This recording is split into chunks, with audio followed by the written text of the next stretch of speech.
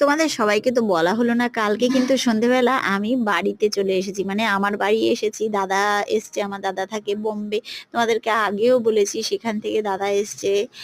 অনেকদিন হয়ে গেছে, তো দাদার এখন যাওয়ার সময় হয়ে গেছে, তাই দাদার সঙ্গে দেখা করার জন্যই আমি হঠাৎই চলে এলাম। আজকে দেখো সকালবেলা ঘুম থেকে উঠতে না উঠতেই আমাদের ছাদে দেখো এত রোদ পড়েছে, আর আমার মেয়ে কিন্তু ঘুম থেকে উঠেই কোনো কাজ বাজ না করে আগে চলে এসেছে ছাদে। দাদার সঙ্গে ফুল গাছের জল দেওয়ায় ব্যস্ত। দেখো মামা ভাগ্নি এখন দুজন মিলে ফুল গাছে জল দিচ্ছে। তো আমার মেয়ে বালতি নিয়ে যাবে, দেখো বালতিতে জল ছিল না তাই উঠাতে পেরেছে। আর এদিকে দেখো দাদা জল দেওয়ায় ব্যস্ত, আমার মেয়েও এদিকে ব্যস্ত, আর দিদি এদিকে জামা কাপড় কাচায় ব্যস্ত। ছাদে বসে আমাদের জামা কাপড় কাচা হয়, যেহেতু আমাদের বাড়ির নিচেটায় একদমই জায়গা নেই, একদমই নিচটাতে জায়গা নেই জানো তো।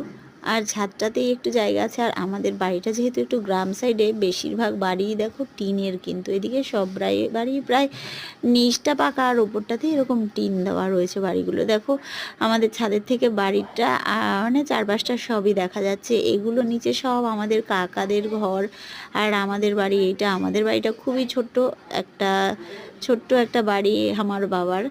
তো তোমাদের আমার বাবার বাড়িটা কেমন লাগলো সেটা কিন্তু অবশ্যই কমেন্ট করে জানিও, ঠিক আছে? টাটা। এদিকে দেখো মেয়ে খুব আনন্দ করছে।